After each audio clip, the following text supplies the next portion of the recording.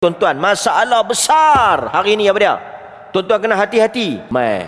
Lama tak jumpa kawan kita, jumpa di kedai makan. Cikgu, main mana? Masjid. Buat apa? Semayang berjemaah. Cikgu duduk mengaji, ada mengajar? Ada mengajar.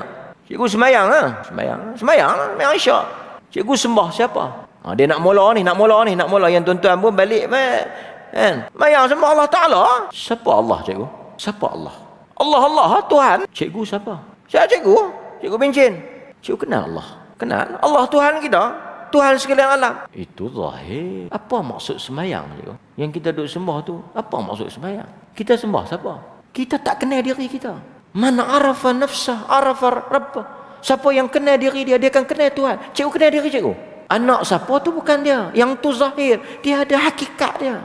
Tu yang kawan tu tak semayang sampai keluar. Pok ni memang tak semayang. Pasal apa? Pasal mereka kata, selagi kita tak kenal Allah, kita tak boleh sembah Allah. Kita sembah sesuatu yang kita tak kenal. Kemudian mainlah hadis-hadis palsu. Tuan-tuan bisa dengar tak? Ini hadis palsu ni. Awwaluddin ma'rifatullah. Awal agama mengenal Allah. Barang siapa yang mengenal dirinya, maka kenallah dia akan Tuhannya. Man arafa nafsah arafa rabbah.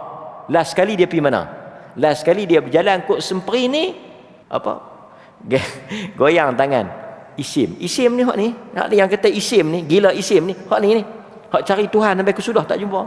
Dan pok-pok ni, kata Ibnu Khaldun, pok-pok ni mereka suka, cenderung. Tuan-tuan hati-hati, dalam masyarakat kita pun banyak suka benda-benda hakikat, benda-benda isi. Yang cikgu mengaji itu kulit, yang cikgu mengaji itu syariat, yang cikgu mengaji itu benda luar. Tapi cikgu tak jumpa satu benda lagi, hakikat dia, benda dalam dia, isi dia. Yang cikgu mengaji itu kulit. Setiap yang kulit ada isinya, setiap yang luar ada dalamnya, setiap syariat ada hakikatnya.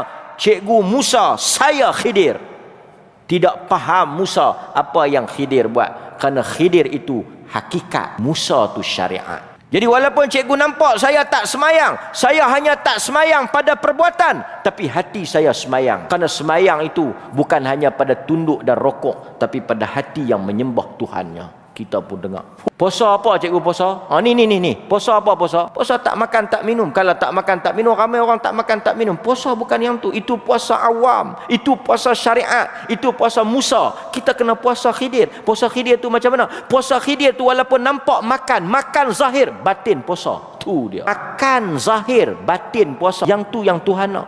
Jadi kalau tuan-tuan jumpa orang macam ni, tuan-tuan kalau kata ada duit lebih sikit, belanja dia kotel Jalan Madu tu, lepas tu bagi salam balik. Kalau tuan-tuan layan dengan tuan-tuan isim, tak semayang, tak puas, duk syariat hakikat. Lepas tu dia pergi pula ma'rifat ni, ilmu ma'rifat ni, semua ni jenis tu lah lagu lepak ni. Lepak tau, lepak.